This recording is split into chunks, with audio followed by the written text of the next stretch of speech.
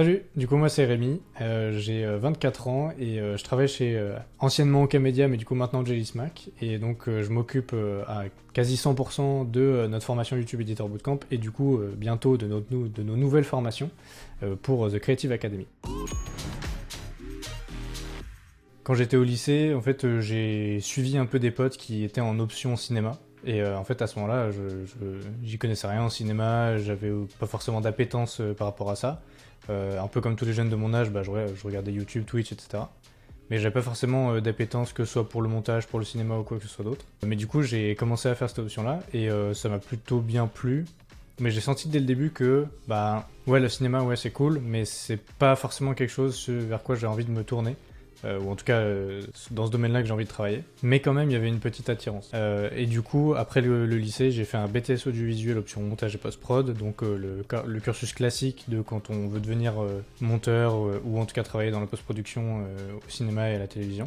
Donc ça m'a plutôt bien plu, franchement, je me suis bien senti, j'ai appris pas mal de choses, des choses dont je me sers aujourd'hui. Je le dis d'ailleurs à nos étudiants sur YouTube Editor Bootcamp, hein, mais il y a pas mal de choses que j'ai appris, enfin la majorité des choses je les ai appris par moi-même. Mais il y a quand même une petite partie, c'est des choses que j'ai appris pendant mes études. Tout le module 1 de la formation, il découle un petit peu de choses que j'ai appris en BTS, mais pas forcément des notions très précises. Ça va être vraiment plus un mode de pensée, une méthodologie, être bien organisé, savoir bien paramétrer ses raccourcis, c'est anticiper tout ce qu'on va faire après. Et ça, pour le coup, je pense qu'on le retrouve dans peu de formations. Et c'est pas forcément lié au BTS en lui-même, mais plutôt aux professeurs que j'ai eu. Et voilà, donc ça c'est une grosse chance, je remercierai jamais assez mes profs de m'avoir enseigné ce genre de choses. J'ai fait un BTS audiovisuel qui dure 2 ans, et du coup ça c'est quelque chose que je dis à nos étudiants effectivement, mais quand je rentrais chez moi, je travaillais un peu, je m'amusais à utiliser des vidéos que je pouvais trouver sur YouTube, sur Twitch, etc. Et puis on avait aussi des projets perso forcément pendant le BTS avec les autres étudiants. Et du coup je me suis servi de ça pour apprendre, parfois consciemment et parfois inconsciemment. Parce que justement, le fait d'avoir des projets, ça t'oblige à apprendre des nouvelles choses parce que t'as des besoins. J'ai un exemple très précis, mais on devait faire un court-métrage. Et du coup, un de mes potes à moi, c'était du coup le réal, qui voulait faire des effets un peu compliqués, des effets spéciaux et tout. Bon, des effets spéciaux assez basiques, mais à ce moment-là, pour moi, c'était impensable, c'était trop compliqué. Et du coup, j'ai bouffé des tutos et des tutos pendant des nuits. Pour arriver à faire ce qu'il voulait, quoi, tout simplement. Et du coup, inconsciemment, j'ai appris énormément de choses, mais c'est avec l'expérience, avec le temps.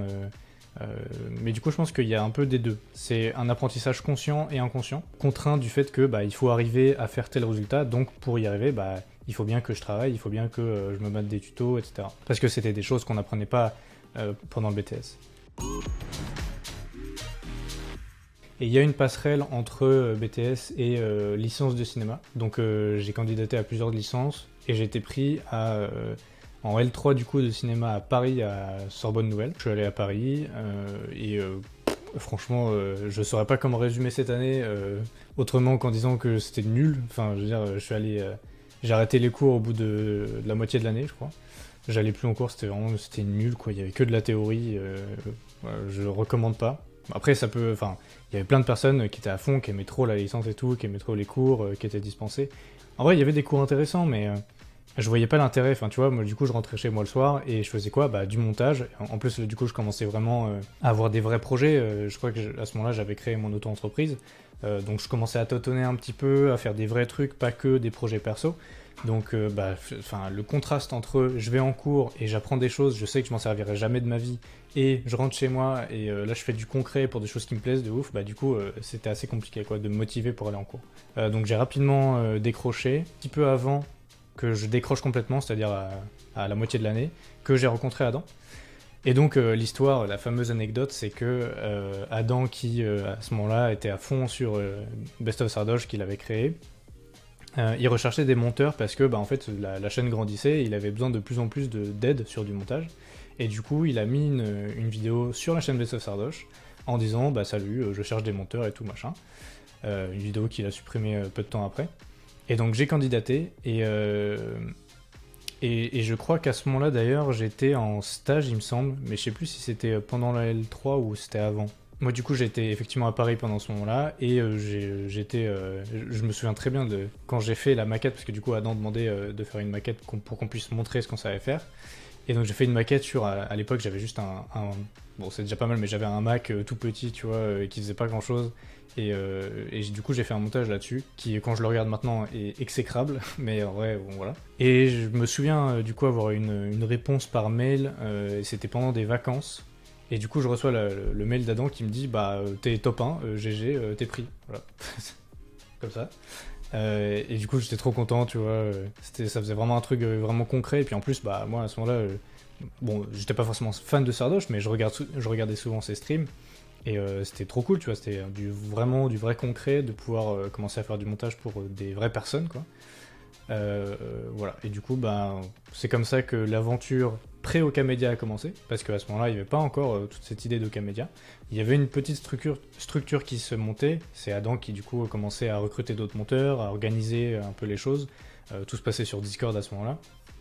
Et du coup, on commençait de plus en plus à agrandir un peu ce cercle-là, trouver d'autres clients aussi, parce que du coup on est passé de Sardoche à Sardoche, Koro, Aldé, tu vois, ça s'est étendu. Bon, forcément on a commencé par la sphère League of Legends, puis après ça s'est étendu à jeux vidéo, puis après ça s'est étendu encore et encore. Et du coup, ouais, bah, je crois que c'est pendant 1 an et demi, 2 ans, j'ai du coup fait progressivement de plus en plus de montage. Je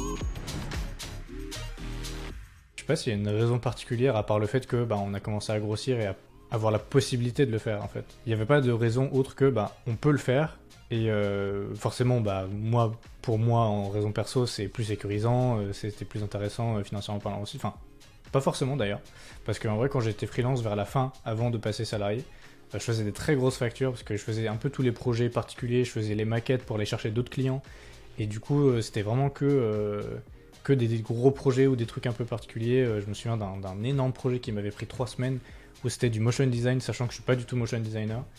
Et ça m'avait bien rempli la facture, mais du coup, ouais, je faisais beaucoup de grosses factures vers la fin. Mais du coup, l'intérêt de passer CDI, au final, c'était pas tant financier que ça, c'était plus pour la sécurité, pour le fait que bah, c'est stylé quand même, on a créé une entreprise, enfin, Adam a créé une entreprise, et on peut être salarié, tu vois, ça c'était quand même trop cool.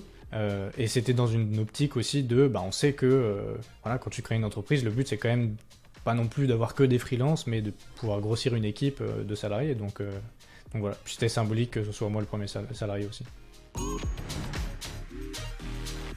Alors ça consiste, enfin l'intitulé c'était directeur général, donc autant te dire que ça ne valait rien du tout. Enfin ça valait quelque chose, mais c'était pas du tout représentatif de mes tâches, puisque bah en fait pareil, tu vois, on voulait enfin, moi je voulais avoir de l'importance dans l'entreprise, tu vois, logique. Et puis il n'y avait pas encore une segmentation par domaine, par pôle, par quoi que ce soit. Enfin, on n'avait pas vraiment d'équipe, on était 2. Donc voilà, c'était assez simple en termes de répartition des tâches. Mais du coup, mes tâches concrètement étaient complètement décorrélées de mon titre, parce que directeur général, bon bah t'es censé diriger la barque sur tous les sujets. En réalité, moi, c'était un peu plus simple que ça parce que je devais uniquement gérer la partie freelance, donc je m'occupais du recrutement. Pendant longtemps, je me suis occupé du recrutement, avant que ce soit Alexis qui s'en occupe. Donc recrutement, les gros projets aussi, parfois, tu vois, enfin même souvent j'intervenais sur des gros projets, je continue quand même de faire quelques maquettes pour aller chercher des nouveaux clients. Mais tout ce qui est gestion de clients, c'était vraiment Adam qui s'en occupait parce que moi c'était pas du tout mon domaine, et c'est vrai que je pense que j'aurais été très mauvais si j'avais dû faire ça. Donc moi j'étais plutôt sur la partie, bah, à l'intérieur de l'entreprise, on s'occupe des freelances, on fait une montée en compétence tout le monde, comment est-ce qu'on fait pour garantir un service qui soit le plus qualitatif possible. Bah déjà le fait d'enseigner, enfin de pouvoir transmettre les choses que j'ai appris, c'est difficile à expliquer, mais j'ai toujours eu un peu ce sentiment-là, même avant même d'être monteur, avant même de rencontrer Adam ou quoi que ce soit. Quand je faisais mon BTS, j'avais un peu cette frustration de me dire, bah j'apprends des choses pendant mes cours, c'est cool, mais j'apprends aussi des choses de mon côté, sauf qu'il y a que moi qui en profite. J'aimerais bien, tu vois, je pense que j'avais au fond de moi cette envie de pouvoir en parler, ne serait-ce qu'avec mes camarades de classe, c'est bizarre de dire ça. J'aurais bien voulu, tu vois, pouvoir en parler, sauf que bah eux, la plupart, ils s'en foutaient, quoi, donc j'allais pas aborder ce genre de choses. Mais ouais, j'aurais bien aimé partager, tu vois, ce truc de, bah moi aussi, j'apprends des trucs de mon côté en rapport avec le montage, mais c'est complètement différent, c'est incroyable, regardez, voilà, regardez comment ça marche. Aussi sur le fait qu'on soit sur des logiciels différents, tu vois. Parce que pendant le BTS, j'ai appris... on a appris le montage sur un logiciel qui s'appelle Avid Media Composer, genre le dinosaure des logiciels de montage, mais qui est encore énormément utilisé en télévision, cinéma, etc. Même si c'est en train de changer, il y a de plus en plus de boîtes de prod qui utilisent Premiere Pro. Donc justement, nous sur YouTube, on est sur Premiere Pro. Bon, pour plein de raisons diverses, on n'est pas là pour les évoquer, on s'en fout, mais du coup, moi j'apprenais 2 logiciels en parallèle, et j'aurais trop aimé pouvoir, tu vois, parler de ce que j'apprenais sur un autre logiciel, et les différences, c'est ça, ça, ça. Ça fait très nerd, hein, mais en vrai, c'est ça, tu vois, j'aurais bien aimé en parler avec des potes ou quoi. J'ai jamais fait parce que je sais que c'était pas trop leur centre d'intérêt. Eux, pour le coup, ils se plaisaient bien dans ce système, enfin, dans l'apprentissage classique télévision-cinéma. C'est ce qui fait aussi que je suis content de faire le travail que je fais là, parce que ça paraît tout con, hein, c'est bête à dire, mais si on travaille avec des gens qu'on n'aime pas, bah, je pense qu'on n'aime pas son travail. Et moi j'aime beaucoup mon travail parce que je travaille avec des gens que j'aime bien. Et donc mon équipe, évidemment ça en fait partie. C'est marrant parce que l'équipe elle s'est formée un petit peu petit à petit, mais quand même assez rapidement, et pas du tout avec des intentions comme on pourrait voir, c'est-à-dire qu'on s'est pas dit ok il faut qu'on forme une équipe pour la formation et voilà il nous faut tant de personnes machin.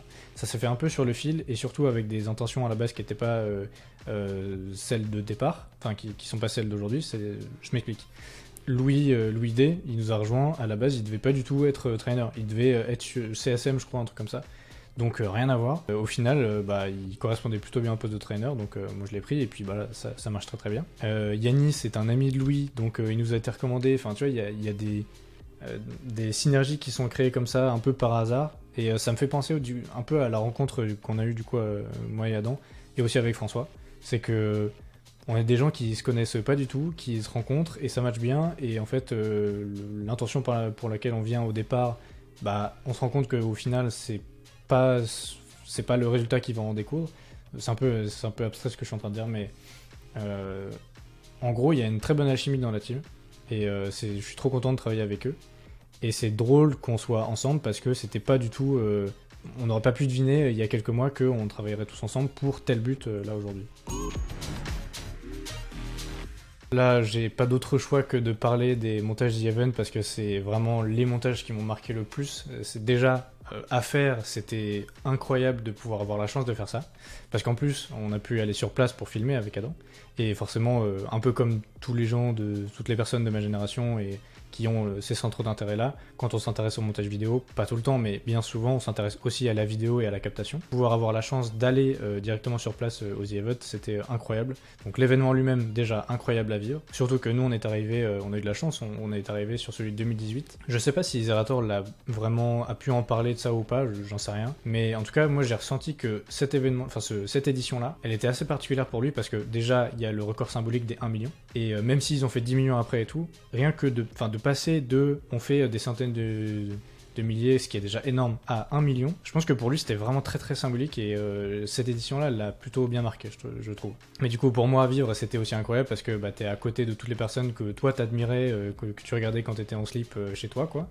Donc ça, forcément, c'est trop trop cool. Et ouais, même pour nous, cette édition-là, elle était aussi très marquante, même si on n'avait pas vécu les précédentes, parce qu'on a bien senti qu'il y avait quelque chose de bien particulier, que le fait de passer les millions, c'était un cap incroyable, que c'était très symbolique et que personne ne pensait en démarrant l'édition qu'ils allaient passer les 1 million, tu vois. Je regrette très fortement qu'on n'avait pas du bon matos à ce moment-là et du coup l'image est moche. Alors vraiment, quand je le regarde, je suis fier du montage que j'ai fait, mais vraiment l'image est dégueulasse et j'ai trop le seum pour ça. Mais en vrai, bon, au moins le montage est cool. Enfin, en tout cas, je suis content du montage que j'ai fait. Je me suis vraiment donné à fond et c'était au-delà de l'expérience de tournage, le montage derrière c'était aussi une très bonne expérience. Même si bon, j'ai pas dormi pendant une semaine parce que j'ai fait que ça. Vraiment, j'abuse quasiment pas. Hein. J'ai dû dormir 10 heures en grand max sur une semaine.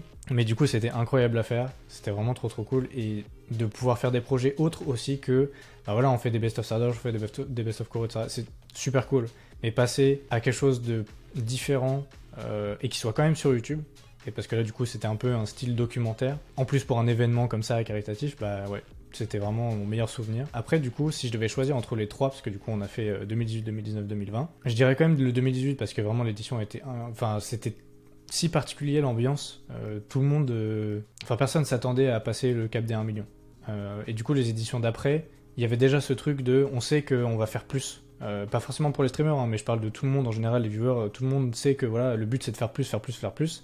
Ce qui n'est pas forcément d'ailleurs l'objectif de Zerator, hein. Lui il veut juste, comme il dit à chaque fois, à partir d'1 euro récolté c'est bon, l'événement est une réussite.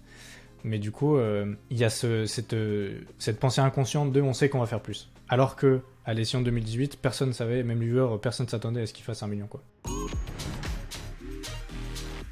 À quelqu'un qui vient de finir la formation, je lui donnerais comme conseil déjà de continuer de bosser, de progresser, de chercher des choses, de creuser. Ouais, c'est ça. Je pense que mon conseil, ce serait ça, c'est vraiment de creuser parce que ce qui fait que moi j'ai appris des choses, je me suis débrouillé, j'ai réussi à obtenir des contacts, c'est juste parce que j'ai creusé. Jamais lâché le morceau, j'ai continué à creuser. Alors ça veut pas dire que, enfin ça c'est le truc bateau, tu vois, de tous les entrepreneurs qui vont dire oui, il faut pas lâcher l'affaire. Forcément, il y aura des moments où tu vas désespérer parce que tu vas pas trouver de clients ou parce que tu as l'impression que ce que tu fais c'est naze. Bah oui, bah c'est pas grave. Il faut passer par ces étapes-là. Il faut pas passer que par des étapes où tu dis oh c'est trop bien, vas-y je vais continuer. Non, il y aura des étapes de mou. Moi, il y a plein de moments où j'étais un peu dans la sauce parce que j'avais pas beaucoup d'argent, je gagnais pas grand chose quand j'étais freelance, j'avais pas de clients, mes montages c'était encore un peu naze, même si je me rendais pas forcément compte. Bah c'est pas grave, je suis passé par ces étapes, j'ai continué d'apprendre, j'ai quand même pas lâché l'affaire parce que j'ai creusé, j'ai continué d'essayer des choses. Après j'ai aussi eu de la chance, tu vois, je suis conscient de la chance que j'ai eue, des opportunités que j'ai pu avoir, etc. Mais si je devais donner un conseil, c'est ça, c'est de continuellement creuser, se remettre en cause et savoir apprendre en fait. Faut juste apprendre.